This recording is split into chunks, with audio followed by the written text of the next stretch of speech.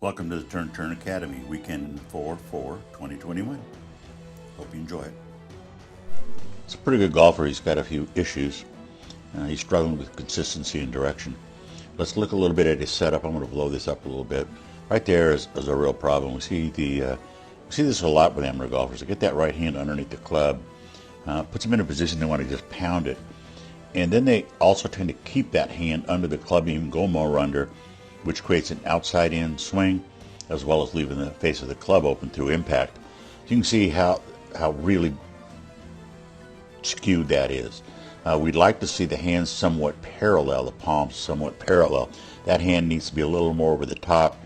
The thumb should be hidden into the little pocket in the palm of your right hand. Let's bring that back to a normal size here. Let's go ahead and play the swing here, and we'll play it in slow motion. Nice takeaway, good weight shift.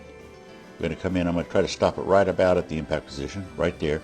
See what I talked about, how the hand is way underneath the golf club? It's keeping him from rotating the face, which also adds some club face speed to the swing. The club's very, very high because at this point now he's lifting the club off the ground. See how it's lifting? And he's got this low shot because he's catching it way on the bottom of the club. Now his arms are, I think the phrase is akimbo, where they're no longer straight. He can't straighten his left arm because the right hand is so far under the club, his elbow has to stick up. What he needs to be doing here is to have a position that looks a little more like that as he's coming through. So what's happening right here, see how the top arm is starting to pass outside in swing, big breakdown in the elbows. The weight transfer didn't happen at all.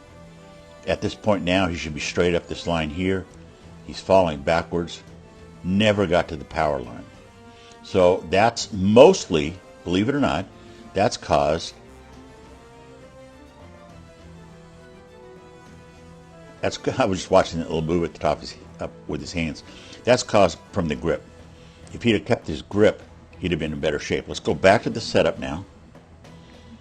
See how much movement there was, and we're going to clear the blue line out of the way. We're going to add it in as a power line. He needs to stay on that line on the way back. So he's going to drift way off of it on the way back. That's about a foot. Then he gets to the top and he does this little whoopie-doo. And that's not really helping him. Then he tries to dive back to the, and see how his foot's even moving? Watch his right foot move. He thinks he's a home run hitter here. And then he comes through. Good drop right there. That's really nice. That's a great power position. So he's moved now. He's moving into the lead side. He's from here. This looks like it's going to be a great swing. And then he just falls off of it right there because of the grip. He can't move through the shot. And he ends up tilting backwards. There's no way he could transfer his weight onto the front foot when it's off the ground. See that? So he ended up scooping the ball off, gets a low shot off to the right field. This is one of our single plane swingers. His hands are a little low, but not too bad. We like to see the golf shaft running more up about on that area right there. Not bad. The real issue, though, is we got to get him to swing down the target line. And he's targeting this line right there, I think. That's what he told me he was going for. Let's watch the club. On the way back, he stays on the target line very nicely, keeps the club outside the hands. And then instead of dropping the club behind him far enough, it gets way out in front of him. See, it's out there? That has no choice now but to cut across the ball and go darting inside the blue line, and off to the right the ball goes, squibbing, slicing, bouncing right, more right, and it's frustration. We have to learn how to get down the line. In order to do that, what he has to do is move his lower body under him, and it's not moving at all. You can see that it's circular. The single plane swing is more of a lateral move than a round you move. You're going to shift the left hip towards the target, even on the backswing, and more so on the forward swing, and then try to chase down the line with your hand instead of pulling him inside. And the reason they can't chase down the line is because he's not letting his body go with the swing. Remember, the main difference between the single plane swing by Mo Norman and every other swing is the conventional swing is a body-led arm and hand movement. The single plane swing by Mo Norman is a body movement, a hand movement leading the body movement. The hands tell the body what to do. More natural, more what we do in real life. For about the last 2 weeks, we've had a real run on over-the-top golf swings where they're chopping down at the ball, lacking distance, lacking consistent accuracy, and more importantly, no distance and no loft on the shot. Let's go ahead and play this in slow-mo, and we'll watch what happens. He takes it back pretty nice. Now he collapses right in here. The elbows are pulled apart, and he's going to dive down way out over the top and hit it with a glancing blow. Off to the right it goes. A nice high cut, not a fade, a cut. And the problem with that cut is that it didn't start left. If you're going to hit the ball on your target line, which is that line, you need to be able to hit it to the left of that line to start, or it's going to end up way off to the right, 30, 40 yards off to the right. Now, the cure for that is 2 steps. One is to understand the position of the elbows when you swing. The right elbow has to stay under the lead arm. You see on the way back, the right elbow goes up. It's not under the lead arm, it's above it. We're not getting the hands over the top. Elbows are separating. He's got that grip. I call it some people call it a baseball grip. It's not even a baseball grip. The knuckles should be lined up. By that I mean right here. The knuckles should be on the same line with each other, and they're not. They're all twisted. They can't be parallel. He gets back here and he jams everything up really tight. Then on the way down, again, he's leading with the left elbow. He's not leading with the right elbow. And so where else is he going to go but out and over and pull it into the left? And you can see that ball going hard off to the right. We're going to work on the right arm position. And for all of you that are watching this, think about if you were going to throw a ball, the right elbow would be down. The easiest thing to control in the game of golf is your setup. It's not moving. You get to get into place and get set and be ready to go. The setup should have your spine tilted forward at about, let's say 35 degrees. You can see hers is straight up and down almost.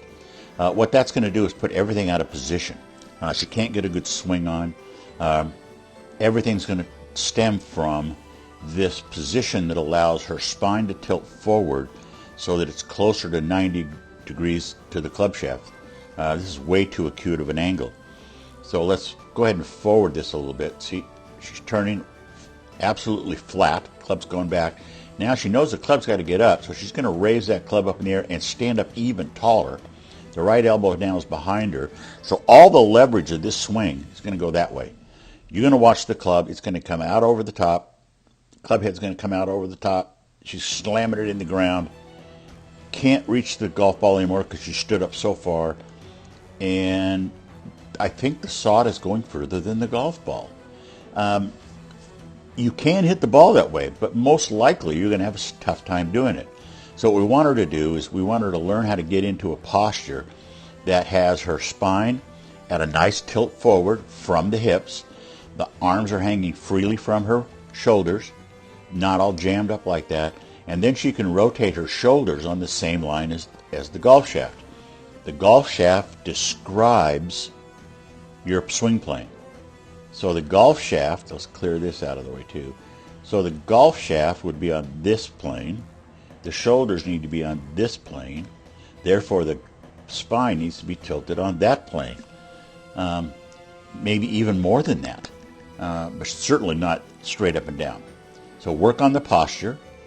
Feel like you're in an athletic position, and butt up and out, I guess is the best way to say it. We're starting here from a pretty good position. This person's issue is he's a little bit out of sync, and he's doing things with his hands and his body that aren't at the right time and not in the right sequence. So let's go ahead and play it slow motion, and I'll stop it occasionally here. On the takeaway, one of the things you'll see right away is that he's going to turn his hands. See, the hands are turning. See that? That brings the club way back. When his hands are there, The elbow should still be together. He's even letting go of the club a little bit. You can see right there, he's losing some of his grip. The club should be, when it's parallel to the ground, it should be parallel and directly over your toes, pointing down the target line. So with his hands and arms, he's done a lot of manipulating of the club. It's no longer anywhere near the swing planes he wants it on. Then as he goes back, he's really opening that club a lot now. Now, he's getting it kind of back where he wants it to go, and then there's this little, right there, there's another manipulation, a movement that he doesn't need to do. Then he dives back down at the ball, trying to get back where he's going to be. And again, we're seeing this a lot lately. The right elbow is not leading the swing. The left elbow is. The right elbow leads the swing. And everybody says it's a pull with the left side, but the pull doesn't happen until you drop that trail elbow down off your hip. You drop it down, and you end up creating a nice, easy swing. Now, the other thing he manipulates, we're talking about, he's hit the ball here, but there's been no weight transfer. Now, when he finishes, he's going to finish with a weight transfer, but he hasn't finished yet. Not yet, not yet, not yet. Oh, now he's going to finish. There he goes. There's the weight transfer. Way too late, way out of sequence. We'd like to see the rotation happen prior to impact, where his back pockets are visible here. They're not visible yet. Now they come visible. So getting the moves in sequence is just as important as having the right rhythm. A song isn't played right if the rhythm's off, and the song isn't played right if the notes are hit in the wrong order. And that's what's happening with this golfer right now. He's a good athlete. He's got good hand-eye coordination, which is allowing him to get away with that, but he's not happy. This is a new golfer. Hasn't done a lot of sports, so what we've tried to do is simplify a swing here. We want her to get into a setup that's comfortable and easy for her to do, so we're using a single plane setup, which basically means the arms and the club shaft are on the same line. We're letting her use her hands because that's what she's used to using in real life. Because the goal here isn't to go out and play great golf. The goal here is to go out and hit the golf ball and have a good time with her friends and her playing partner. So watch the takeaway now. She's going to take the club back very nicely, leaves it pretty closed. Now, that's a power robber, but when she gets to about here, that's in a pretty good position. She hasn't lifted very much, kept her head pretty still, pretty nice. And she's going to come back down, head's moving down, that's okay. Comes through, squares the club up, follows it down. Like look how far down the line she's following the ball. That's classic single plane. The club is staying outside the hands, and it finishes right in front of her. And I'd like to see the right elbow down, but what we're really trying to do is get somebody who barely could hit the ball to be able to hit the ball down the middle of the golf course, go hit it again, hit it one more time, make a chip and a putt, and walk away with a score that's livable. Golf, that's fun, smart golf. Okay, here we have golfer. This setup position is what I call in a little bit of a manufactured contortion-like setup. Let's go back a little further, make sure he's fully set. Yep. So what we see is the feet are lined up in one direction. We'll call it that direction. Hips are kind of aimed over here, and the shoulders are aimed over here. So nothing's working together. The right leg is kind of straight, and the left knee is bent a lot, so that he's really not balanced either in his weight or in his position. I'd like to see him work on getting into a position that's a little more athletic, more like a shortstop, more like a catcher, but not so, obviously he's down so low. So what happens with that is it puts him in a position that's going to be very hard for him to get a weight transfer. So let's play this in slow motion so you can see what I'm talking about. Now, I wasn't slow. Let's back it up again and try it again. When you play somebody at full speed, it's really hard to see what's going on.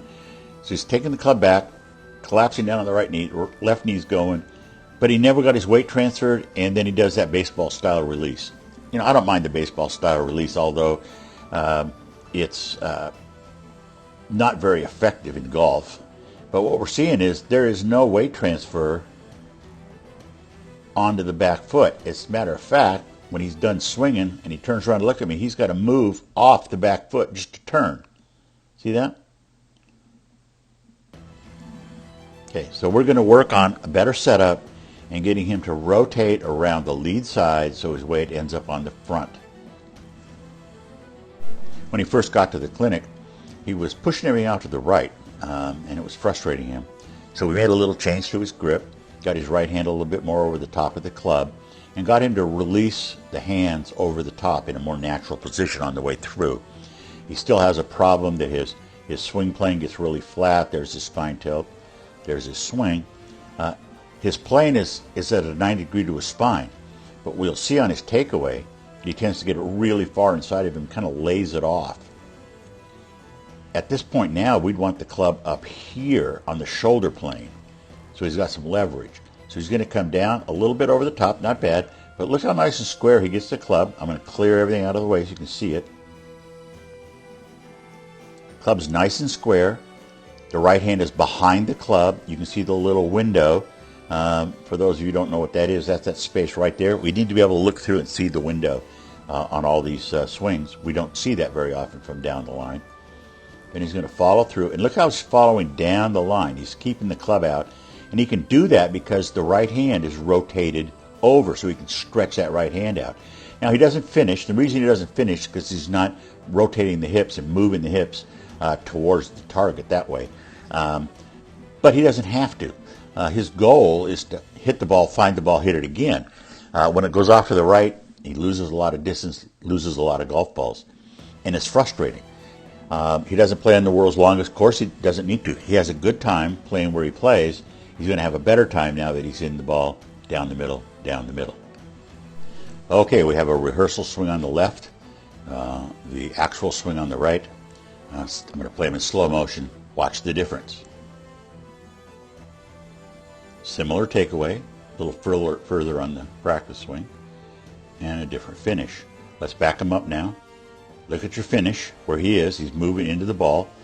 I'm going to unlock him so we can get to the finish for the other one. Look how far away he is from the power line. It looks similar, doesn't it? Except he hasn't rotated forward at all.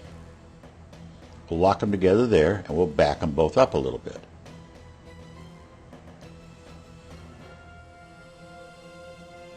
See where his hands are here? He's at impact. The hands are past the ball. Nice rotation. He doesn't release the club head past the hands till really late, like he should. Pretty similar here, except he's not on the power line. We have to learn how to execute a rehearsal swing and then use that swing when we step up to the ball. This is a golfer that's made tremendous progress over the last couple of years. When she first started golf, all the balls would end up 15, 20 yards in front. She could just walk up to the next tee box and hit them again. In other words, they were here. Now watch what she's able to do, because she's trying to create some fundamentals and do them over and over and over again.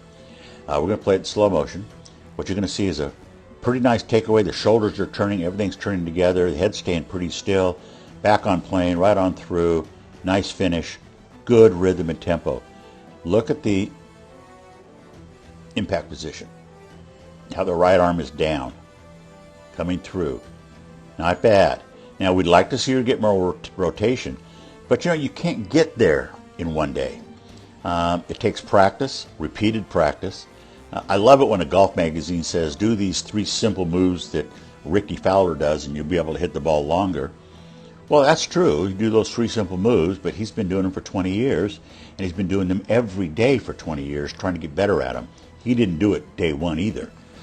So what we're trying to do is figure out a way for golfers to play golf, practicing maybe once a week, and then playing a couple times a week, and have a really good time. So what we try to do is make a swing that's simple to their body type, sufficient for their age type, sufficient for their goal. There's not a lot of people that decide they want to step up here and hit the ball 300 yards. I do have some of those, but they generally don't come to the clinic. This is where you learn how to make movements that your body can do, and you can play golf and have a good time. Most of us don't have the patience that she has, because she did it pretty badly at first, but she's got really great now. I mean, I just love watching the rhythm, the tempo. Not bad. I talk a lot about in the single plane Mo Norman style swing, the hands have to tell the body what to do. What you're going to see here is that he does a pretty good job of that on the backswing. Hands lead the swing. They started moving first. He's getting some good width. Not bad. Folds the elbow. Starts down. Not bad. Staying in good position here. But then he just stops. The hands are trying to go that way. But what's going to happen, because the right shoulder doesn't follow that, the hands can't go that way at all. They have to come up. And he's got no width. Look at the width he's got here compared to here. He hasn't even got it past his body yet because he hasn't turned. There he turned. We have to let our hands tell us what to do. Maybe for this, he's got a bad back right now, so one of the reasons why he's doing the single plane, because it's easier. If he was healthy, we'd have him swing a very heavy club, so he'd get some more feedback to what his hand should be doing. I call this golfer Mr. Rhythm. He generally works very hard to have a steady, consistent rhythm to his swing. Let's watch it in slow motion. 1, 2, 3, 4. Very nice. Maybe a little slower on the downswing than we'd like. Let's watch what happens. His hands stay really low. He's trying to control it. Keeps the club pretty much inside his hands until about here. It's a little late, but he creates the window we're talking about. Brings the club back into the plane. Has a little bit of a cut across, so he's going to get a little fade on all of his shots. But as Lee Trevino said, you can talk to a fade, but you've got to scream at a slice. And he's got a little fade going, which is okay. Again, this is another golfer that the goal here isn't to have him win the senior championship at his home course. It's to be able to go out and play whenever he wants with his buddies. And like he says, I can play from any tee because I can hit the ball down the middle if I hit it again. I like that in a golfer. He's having a great time. Some days he just feels awesome. And I think that's when he's got his rhythm and tempo working like he did on that swing.